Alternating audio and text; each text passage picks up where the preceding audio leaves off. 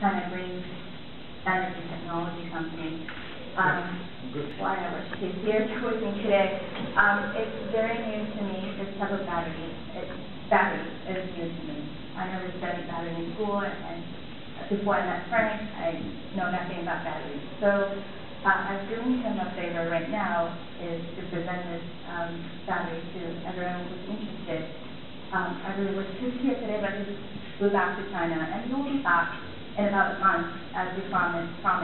And we will be bringing 100 pieces of these batteries to show and to be tested. And for those of you who are interested, keep that in mind. So maybe towards the end of April, so not next meeting, maybe May, he'll be back with his batteries. Okay, so I'm sure a lot of you guys know a lot about batteries than I do. So hopefully I'll try my best. If there are questions not going to be answered today, please email me, call me, let me know about the answers, and I'll pass it on to him. And he's very open-minded about all types of questions. So, and also, before I forget, if you're interested about my presentation tonight, leave your email address here or your business card. I promise you I will be sending out these presentations to you via email. So, okay, remember this name, non-manifest. I'll be repeating this a lot of times. So 150 years of lead-acid batteries, pros and cons, you know better than I do. And you're the users, you know they are cheap, cheaper than the lithium-ion batteries, any type of batteries out there. And cons, the list goes on. You don't know what goes low energy, low energy density, and it suffers from corrosion and dies early as they promised it will be. So the lead oxide battery Frank developed, simple, change the electrolytes. These electrolytes are changing the understanding of the electromechanical mechanisms today, and it's using saturated inorganic chemical salt compounds.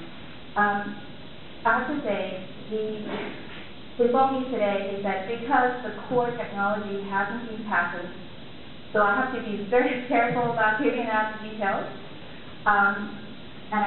That's why I'm giving you the terms. I hope you have your own understanding about these chemicals going into the batteries.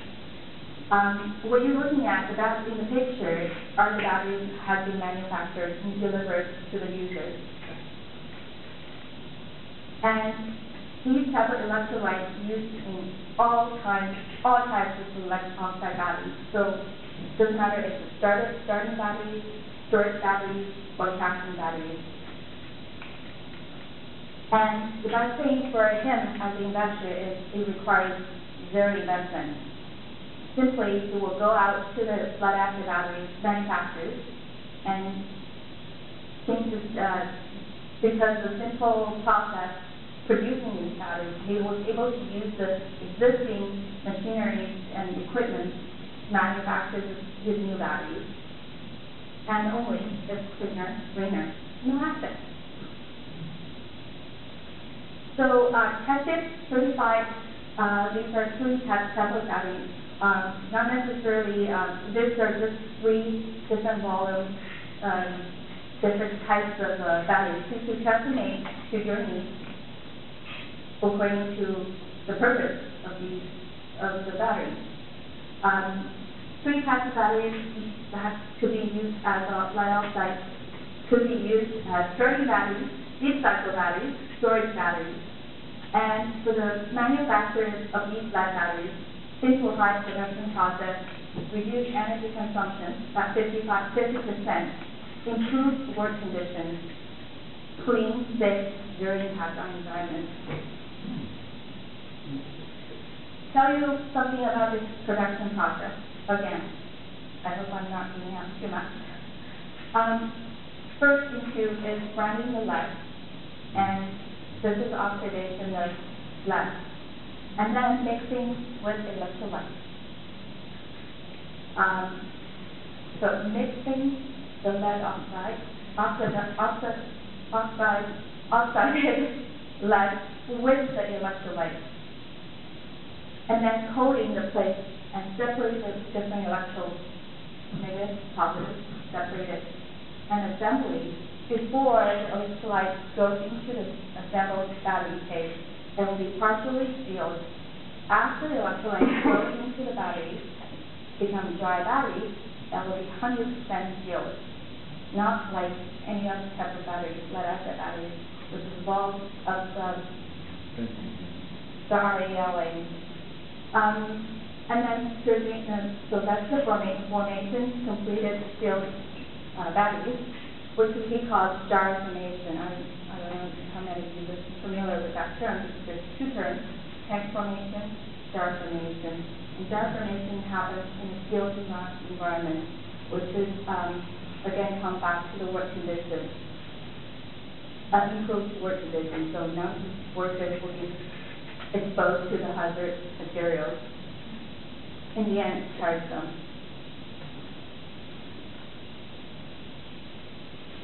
So, very tight on the environment, no water waste, there's no acid in the water. Also, recycling these batteries are, well, lead recycling is already very successful right now. 95% lead in the lead oxide batteries has been recycled into the new life of the new batteries, different industries. Low energy consumption, 50% energy introduction, costs 35% less to charge. Less material cost, 50% less material cost. And ultimately, it can replace lead acid batteries in all areas, such as transportation, communication, construction, mining, marine, aerospace. So, something very interesting. Last time we showed this picture. These are the buses they tested, electric bus. And the new data I'll be showing you today is the new test has been done recently. So 0 to 40 kilometers in 9 seconds. In the bus? In the bus. Lose your license for it. In the bus. 0 to 40 kilometers per hour in 9 seconds. I'm sorry? Is there only a row on each side? Oh, no, I'll have more pictures showing you the bus. I'll be close. There's 2 rows. I'll show you, yeah. So 3 generations have been developed so far. First and second generation have been manufactured and they were delivered to the customers. And third generation still being developed in the lab.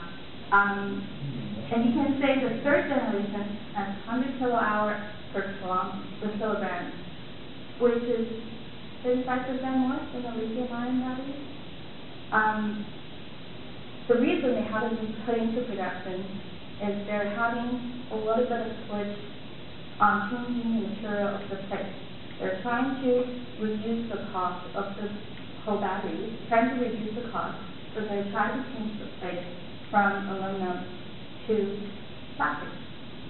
And that, but however, the test result shows it does have specific energy achieved, but the cycle life has been reduced.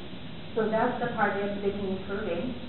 And again, Frank was saying, towards the end of this year, the coating, they'll be able to present the third generation to everyone. So the current ones you're handing a second generation? First and second. There's not much difference between first and second generation. Not much difference in terms of the materials, the structures, and the performance has been improved. And cycle life stays the same. What is the cycle life? For 60% yield, we've got 500 times. That's in series. When these batteries are connected in series, this is tested as coming from the series connected batteries, not single batteries, single cell. Higher rate of discharge. Why? Because it has higher specific power and low internal resistance. and uniformity, which is, I think, which is why lithium batteries have the BMS system. However, lead-acid batteries, they achieve the uniformity through maintaining a standard mass instruction, and each battery cell remains highly equal. The difference is about 0.51%.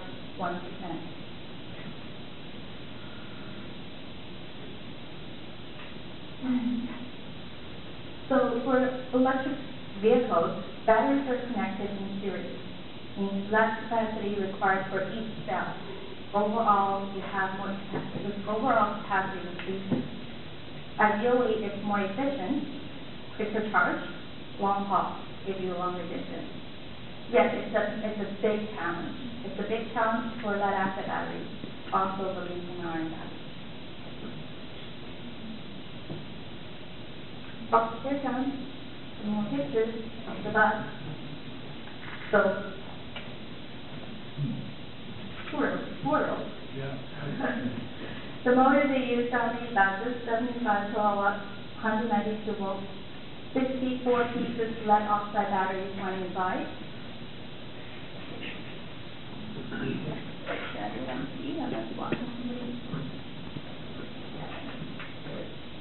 So this is their installed, and what you see on the lower left corner, there are 16 batteries in series, 15 in series, total of 4 groups. This is a total of 4 groups lying inside. And it's back on these batteries, 120 amp hour, 12 volts, 64 pieces. Produce torque at 800 Newton meters, 9 seconds, from 0 to 40 kilometers per hour, 9 seconds. 9 seconds. Top speed reached 90 kilometers per hour. It was designed and meant to go up to 120 kilometers per hour, but it reached 10 kilometers per hour. And the road conditions clear, 15 to be inclined. So this is what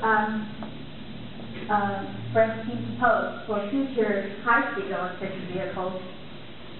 Use a motor of 10 kilowatts nominal, maximum 25 kilowatts, 384 volts, 32 pieces lead oxide batteries. These are for small vehicles, small like Dynasty, Mark has a Dynasty. So overall weight of this vehicle should be around 1,000 kilograms to 1,200 kilograms. Weight of the battery, 294 kilograms. Height of speed, 110 kilometers per hour. Distance, 150 kilometers with a speed of 60 kilometers per hour. Cost, $2,300 total before tax. Life, expected lifetime, 60,000 kilometers. Cost to operate, cost to charge.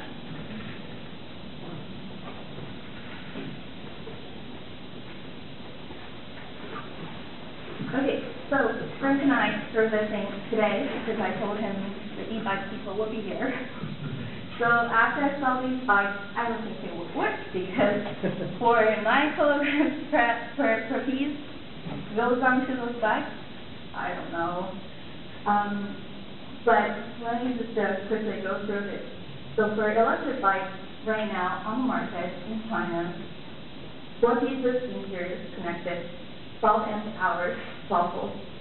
Monthly recharges could be greater than 20 times.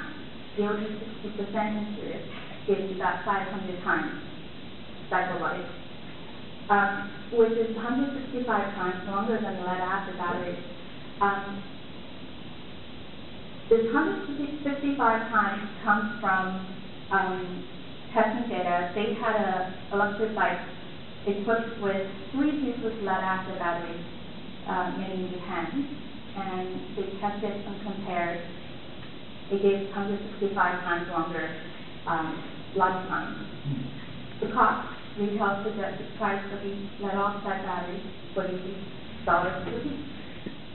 And this graph is time versus distance. The red line here is lead oxide, blue line is lead acid battery. And you can see at the beginning of the graph, all lead oxide batteries rise a little bit lower than the lead acid batteries. I asked them why. Why is that? Because the theory and design behind this battery is they purposely not to fully charge this battery at the very first time of use. So you will see, but as you charge them, for some cycles it's light, it actually goes up. That way, it gives you a longer cycle life. I hope that makes sense. It does make sense. Yeah, good. Okay, good. It happens with most batteries. First couple of times you charge them, they don't take as good a charges after it's been exercised for a while. Right. What? Yes. But as the lead acid battery does go down dramatically.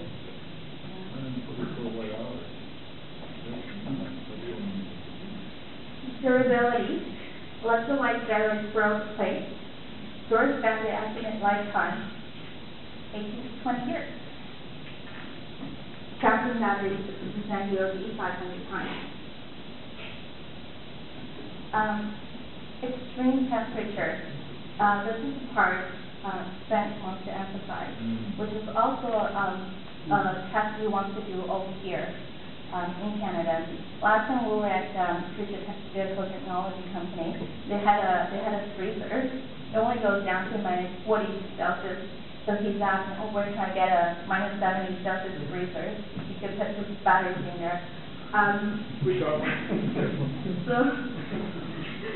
So two tests have been done. One is -18 Celsius, 40 an hour over a period of 4 hours. Certain batteries discharge 180 amps for 12.8 minutes at -16 Celsius. Test 2, I drove in Alaska. Someone actually took their batteries with them to Alaska with regular lead acid batteries. The drove through 5 holes. With his battery, 20 holes.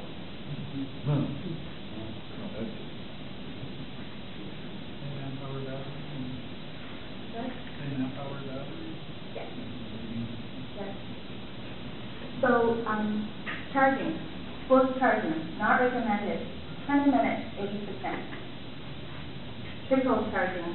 Internal resistance is low for these batteries, so the trickle charging current can also be low. 100 mAh battery can be charged at 0.2 amps. So therefore, it's very suitable for the storage system for solar energy units. This is also one of the tests we will be doing here is UBC Lab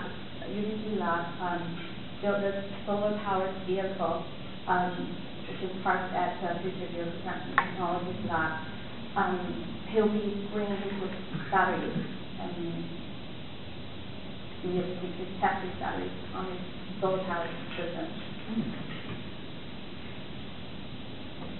Safety. Again, no water, no anti-corrosion. Cycle electrolytes can be reused as fertilizers for crops like corn and soybeans. So risk of explosion, this is what a lot of our students did. So overcharging a lead acid battery, a lot can happen. But tests show in completely filled lead oxide batteries, the combination of hydrogen and oxygen reaches 100%. A little bit of pressure will be created inside these sealed batteries, which actually promotes a better combination of this hydrogen and oxygen. And no acid makes treating and handling much easier. These are the national test results. I know most of you cannot read. That's okay. Just wanted to show it to you. Could be a menu for a restaurant. I thought there was no patent. Yeah, they didn't patent on the core technology. Oh. However, around the core technology, we did apply for the patent. It's a utility patent or a design patent. I'm not sure about the details. More patents. Oh, there you go, here it comes to the end of my presentation. Yeah, staceyfatty@gmail.com.